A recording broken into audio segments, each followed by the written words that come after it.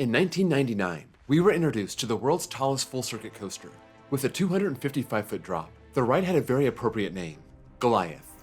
This is a biblical reference to a giant, but, you know, he gets taken down by a kid. Kind of embarrassing, to be honest. Like, he really should have won that one, and he blew it. So, not really sure how good of a name this is. I guess that's up for debate. Without overthinking it, I love the name. The name implies something big, intimidating. Just a great name for a coaster, like Titan or Behemoth. Apparently, Six Flags loves the name also. They loved it so much, they couldn't stop using it.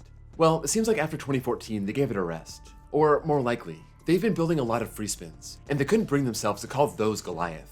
But they dropped that name on 7 coasters. And in typical Airtime Thrills fashion, let's rank them up. This is the battle of Goliath versus Goliath versus Goliath versus, I think you get the point.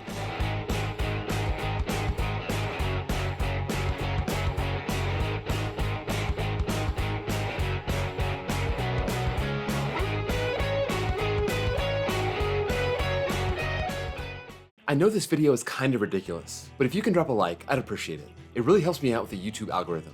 Let's kick this off with an honorable mention. Goliath Jr. at Six Flags Magic Mountain. Goliath was such a huge deal when it opened in 2000, and Magic Mountain decided to drag this old kids coaster out of storage, put it in the shadow of their star coaster, and say it was like a kid's version of it. It's nothing new. Cedar Point did this with Junior Gemini, or Kings Island with Beastie.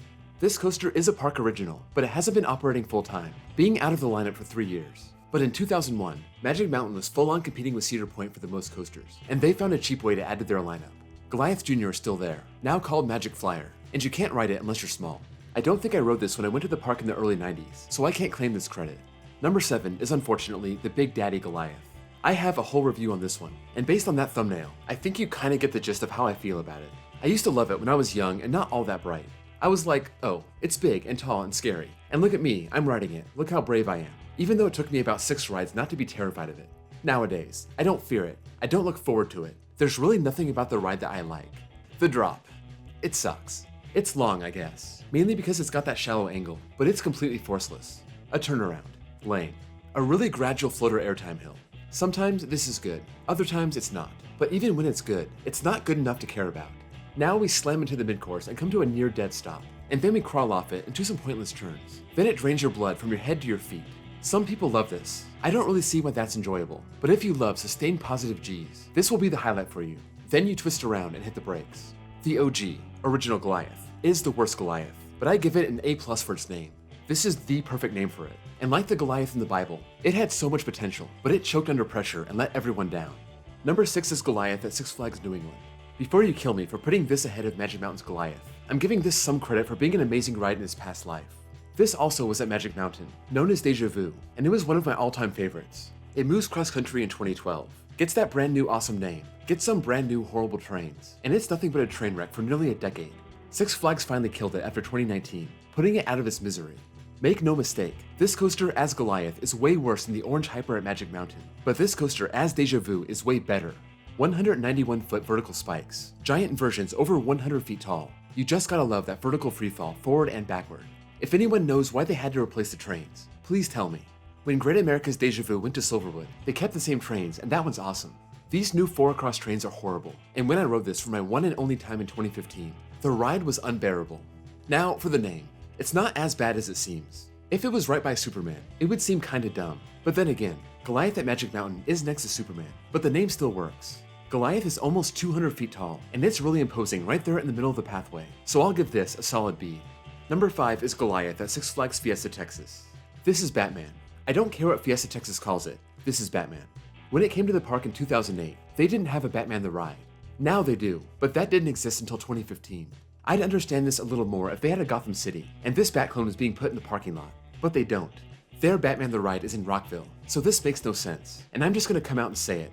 For this Goliath name, Fiesta Texas gets an F. It's one of the shortest coasters in the park. What were they even thinking? If they wanted to be clever, they could have given it a name like Phoenix. It started at Japan's Thrill Valley, and that park shut down in 2002.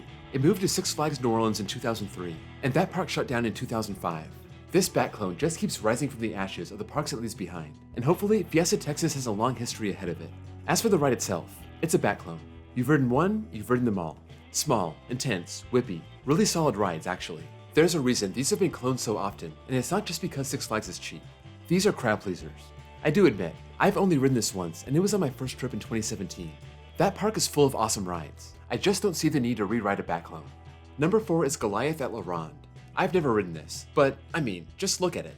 You know what this is. I don't think this is packing any surprises. Airtime, airtime, airtime. The only variable is how bad you're gonna get stapled. I heard that's a problem, and for me, that's kind of a deal breaker. You staple me, I hate you forever, no exceptions. So, Goliath for a B&M hypercoaster. Seems pretty good. Now, let's look at that height. 174.8 feet. Really, Six Flags? Well, it's La Ronde. They got something above average, and I can't knock them for it. This came to the park in 2006, and it's their last new coaster.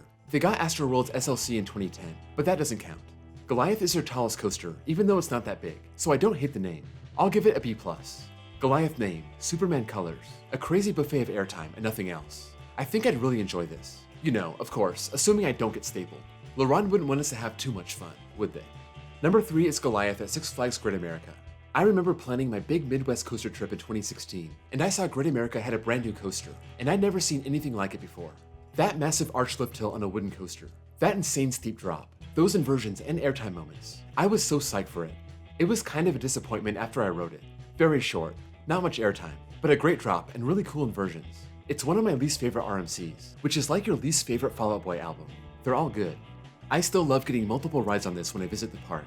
165 feet tall, 180 foot drop, that wooden structure around the bright orange track, the dive loop, the stall front and center. I wouldn't call this coaster Goliath if I was naming it, but this thing is pretty imposing, and it's got that Roman theme which kinda works. I hate to say it because the name is pretty mockable, but I'll give it a B+. This was the last Goliath to be named Goliath, so by this point, it was really burned. Putting that aside, not the worst name. Number 2 is Goliath at Walibi, Holland. No, this is not a Six Flags park anymore, but it was when this came to the park in 2002. This is an Intamin mega coaster, just not so mega with that 153 foot height.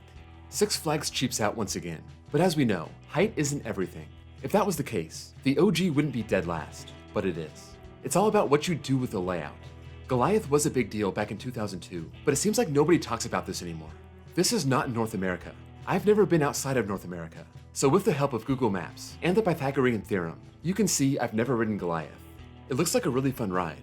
Steep drop, big camelback, low to the ground turns, switchback airtime hill, a helix over the water, and a triple camelback airtime finale. Twisted timbers, eat your heart out. It looks like Goliath takes these with some serious speed. One piece of advice, if you see this guy operating the ride, run. He will staple you. With this new blue color scheme, it looks like a mini Millennium Force. Like almost exactly half of Millennium Force. When you think of it like that, Goliath isn't a great name, but when you consider it's the tallest coaster in the park, and 20 years later, still the tallest coaster in the Netherlands, maybe it works. I'll give the name a solid A. This was only the second Goliath after the original, and putting it halfway around the world, they figured nobody would notice. We did, but it's still okay. Number 1 is Goliath at Six Flags Over Georgia. I remember looking at this weird hyper and thinking, wow, Six Flags really cheaped out again. It's 200 feet tall, but the drop is only 175 feet. That's not a hyper. I don't care what the height is, it's all about the drop. But once again, like we learned before, the drop isn't everything. Six Flags did not cheap out on the length. This is almost 4,500 feet long. It leaves the park, goes into an intense downward helix, and then it comes back, giving great airtime on the way out and the way back. It's even got those classic Goliath colors. And maybe in my subconscious, I associate orange and teal with Goliath, so it makes sense. La Ronde has that Superman colored Goliath, and that's just weird. Standing 200 feet tall, it's the tallest in the park, and I could give this my best grade, but there's really no theming, and it's not a true hyper.